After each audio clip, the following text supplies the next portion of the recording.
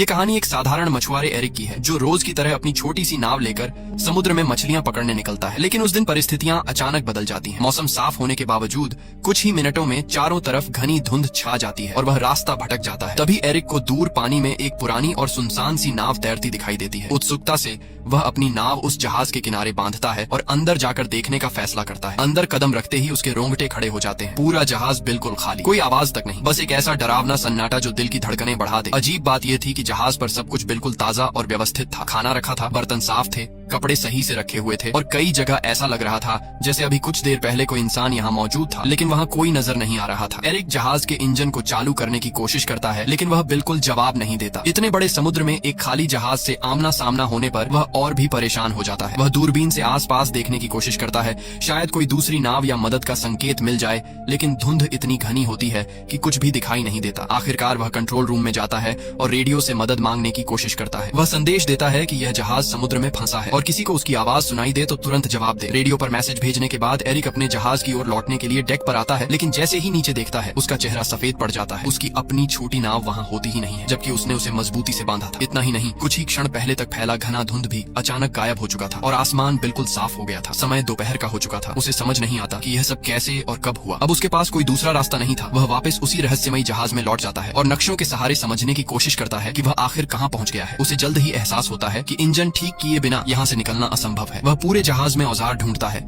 और घंटों की मेहनत के बाद इंजन को ठीक कर देता है। उसके लिए ये सबसे राहत भरा पल होता है, लेकिन समस्या अभी खत्म नहीं होती। वह फिर से रेडियो पर संपर्क करने की कोशिश करता है, लेकिन एक बार फिर कोई उत्तर नहीं मिलता। थका हुआ एरिक ऊपर की तरफ आता है और उसे अचानक पेशाब जाने की जरूरत महसूस होती है। आसपास कोई नहीं दिखता तो वह सोचता है कि जहाज के किनारे जाकर ही निपट लेता है, लेकिन जैसे ही वह किनारे पर खड़ा होता है अचानक कोई उसे जोर से धक्का दे देता है। वह सीधे समुद्र में गिर जाता है। तेज धार और हवा के दबाव में वह वापस ऊपर आने की कोशिश करता है, लेकिन बहुत मुश्किल से जहाज से लटकती रील को पकड़कर खुद को डूबने से बचा लेता है। हिम्मत करके वह धीरे धीरे खींचते हुए दोबारा जहाज पर चढ़ता है। अभी वह पूरी तरह संभला भी नहीं था कि दोबारा नीचे टॉयलेट जाने उतरता है। तभी अचानक कोई जोर से दरवाजा बंद कर देता है। शुरुआत में उसे लगा कि हवा से ऐसा हुआ होगा, लेकिन जब वह बाहर निकलने की कोशिश करता है तो ताला अंदर से बंद मिलता है। यह देखकर उसकी सांसें अटक जाती हैं। वह ताला खोलने की हर कोशिश करता है, यहाँ तक कि जेब से एक सिक्का निकालकर भी खोलने की कोशिश करता है, लेकिन कुछ काम नहीं आता। अब उसे यकीन हो जाता है कि इस जहाज पर वह अकेला नहीं है। कोई है जो दिखाई नहीं देता, लेकिन हर पल उसके आसपास घूम रहा है। किसी अनजान ताकत का उसे परेशान करने का इरादा साफ नजर आने लगता है। वह जोर से चिल्लाता है, जो भी हो कृपया दरवाजा खोल दो, मैं सिर्फ देखने आया हूँ। लेकिन उसे कोई जवाब नहीं मिलता। डर और बेचैनी के बीच वह केबिन की ओर बढ़ता है और वहाँ पहुंचकर जो देखता है उससे उसकी रीढ़ में सिहरन दौड़ जाती है। फर्श पर खून के धब्बे, माहौल इतना डरावना कि कोई भी सामान्य इंसान वहाँ से भाग खड़ा हो। लेकिन एरिक हिम्मत जुटाता है, एक कैंची उठाता है और दरवाजा खोलने की कोशिश करता है। तभी अचानक पूरा जहाज जोर जोर से हिलने लगता है। ऐसा लगता है जैसे कोई बड़ा हादसा होने वाला है। वह डर के मारे ऊपर की ओर भागता है और एक खिड़की से बाहर झांकता है। सामने दूर से एक विशाल कार्गो जहाज उनकी दिशा में तेजी से आता दिखाई देता है। उसकी सीधी टक्कर इस जहाज से होने वाली थी। एरिक समझ जाता है कि अगर टक्कर हुई तो वह जिंदा नहीं बचेगा। वह किसी तरह ध्यान आकर्षित करने की कोशिश करता है, अपनी शर्ट उतारकर जोर जोर से हवा में लहराता है, लेकिन इतना विशाल जहाज उसे देख ही नहीं पाता। अब उसके सामने एक ही रास्ता बचता है, जहाज को रोकना। तभी उसकी नजर खिड़की के पास लटकी एक लंबी रस्सी पर पड़ती है। वह तुरंत एक उपाय सोचता है। रस्सी को बांधकर वह उसे पानी में फेंक देता है ताकि जहाज की गति रुक जाए, लेकिन उल्टा मुसीबत और बढ़ जाती है। रस्सी इंजन के ब्लेड में फंसकर अंदर की ओर खींच जाती है और उसका फंदा सीधा एरिक के गले में लिपट जाता है। जोर की खींच से उसकी सांसें रुकने लगती हैं। हालांकि आखिरी पल में वह एक औजार से रस्सी काटकर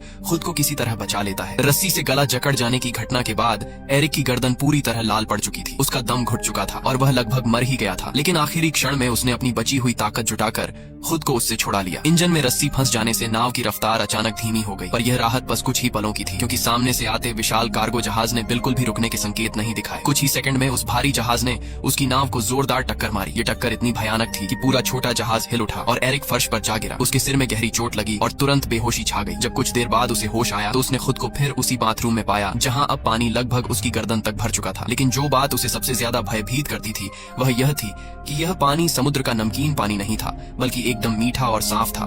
मानो कोई जानबूझकर उसे मानसिक रूप से तोड़ने के लिए हर कदम सोचे समझे तरीके से उठा रहा हो। थक कर टूट चुका एरिक अब विनती करने लगा, जो भी हो कृपया मुझे यहाँ से जाने दो। लेकिन पूरे जहाज में वही खामोशी थी जो हर हर बार उसे और भी ज्यादा डराती थी। भूख और प्यास से बेहाल होकर उसने शॉवर से बचे हुए पानी को पिया, पर कुछ ही क्षणों में वह भी खत्म हो गया। जब उसने सिंक से पानी पीने की कोशिश की तो पानी का स्वाद बदल चुका था, अब वह खारा था। इसी से उसे अंदाजा हुआ कि कहीं न कहीं जहाज में रिसाव हो चुका है और समुद्र का पानी अंदर आने लगा है। यह समझते ही उसकी घबराहट और भी बढ़ गई, क्योंकि इसका मतलब था कि यह नाव अब ज्यादा देर पानी पर नहीं टिक पाएगी। उसने दरवाजा खोलने की कोशिश की, लेकिन वह बाहर से बंद था। ऐसा लग रहा था कि कोई अदृश्य ताकत उसके हर कदम पर नजर रख रही है और उसे बाहर निकलने से रोक रही है। रात होने तक पानी लगातार बढ़ता गया और वह बहुत थक चुका था। आखिरकार थकावट से उसकी आंख लग गई। रात में समुद्र पर तेज तूफान आया, जिसने जहाज को भीतर तक हिला दिया और एरिक को कई नई चोटें लगीं। सुबह जब उसकी आंख खुली तो पानी उसके चेहरे तक आ चुका था। मात्र कुछ ही इंच और वह डूब जाता। तभी अचानक उसे किसी ताले के खुलने जैसी एक धीमी सी क्लिक सुनाई दी। उसने जैसे तैसे हैंडल घुमाया और उस पल पानी का दबाव इतना भयानक था कि दरवाजा पूरी तरह टूटकर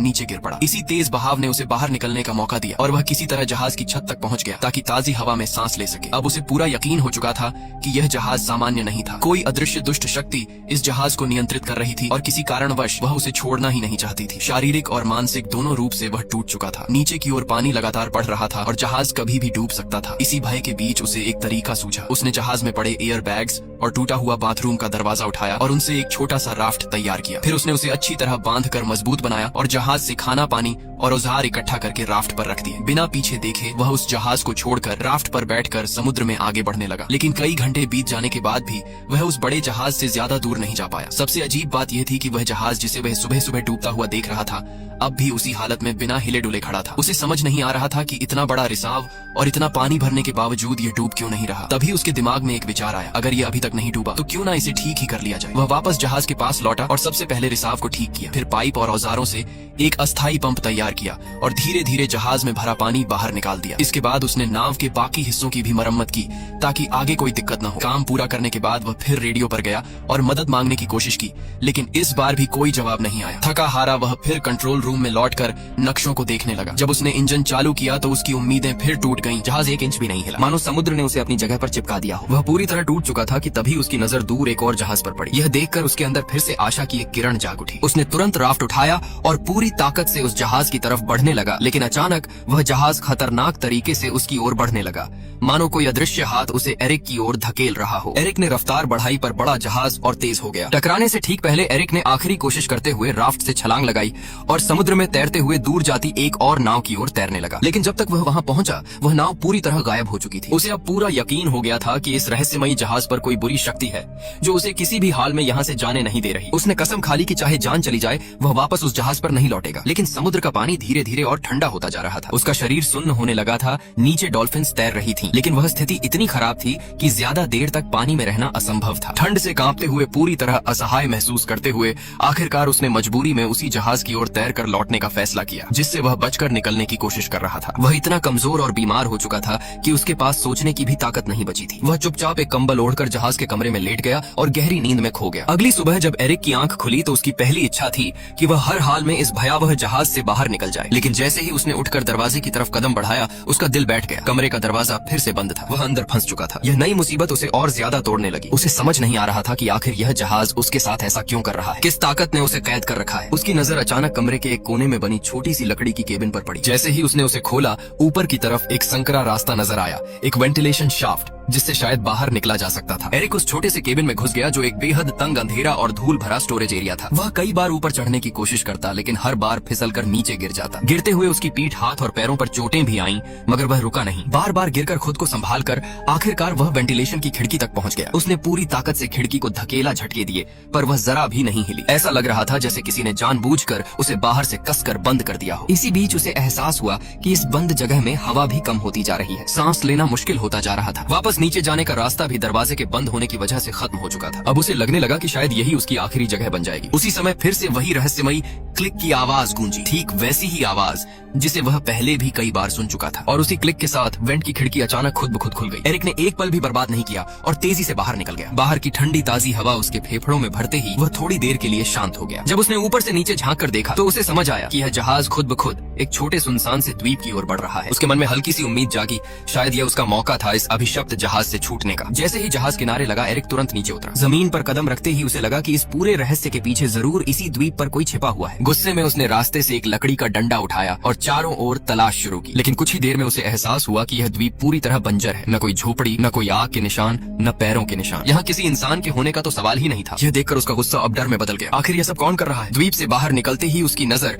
एक अजीब दृश्य पर पड़ी। वही रहस्यमयी जहाज जिसने उसे यहाँ तक पहुँचाया था, अब शांति से समुद्र की सतह पर आगे बढ़ रहा था, मानो किसी और शिकार की तलाश में हो। यह देखकर एरिक को पूरा यकीन हो गया कि यह जहाज इंसानों द्वारा नहीं, बल्कि किसी अंधेरी खतरनाक शक्ति द्वारा नियंत्रित है। अगर उसे अपनी जान बचानी है तो उसे तुरंत इस द्वीप से निकलने का कोई रास्ता खोजना होगा। वह खोजबीन करते करते द्वीप की सबसे ऊंची चोटी तक पहुंच गया। वहां से उसे दूर एक और द्वीप दिखाई दिया, लेकिन वह इतना दूर था कि वह वहां क्या हो रहा है कुछ समझ नहीं पाया। फिर वह द्वीप के पीछे की तरफ घूमते हुए नीचे उतरा और तभी उसकी सांसें अटक गईं। वह ठीक उसी जगह पहुंच चुका था जहां से उसकी पूरी घटना की शुरुआत हुई थी। वही किनारा, वही वातावरण और सबसे चौंकाने वाली बात, उसकी अपनी छोटी नाव वहीं बंधी हुई थी, ठीक उसी स्थिति में जैसे उसने पहले दिन छोड़ी थी। यहाँ तक कि आसपास खड़े लोग भी वैसे ही सामान्य तरीके से अपना काम कर रहे थे जैसे कुछ हुआ ही न हो। एरिक अवाक रह गया। उसे यकीन नहीं हुआ कि वह जो कुछ झेल कर आया, डर, जहाज का रहस्य बंद कमरे, आवाजें, मौत के खतरे और यह सुनसान द्वीप, क्या सब सच था या किसी भयानक भ्रम का हिस्सा? लेकिन उसके जख्म, उसकी थकान, उसकी सांसें और उसका अनुभव साफ साबित कर रहे थे कि यह कोई सपना नहीं था। अब सवाल यह था, उसकी नाव वहाँ दोबारा कैसे पहुंची और इस रहस्यमयी द्वीप का असली सच क्या है?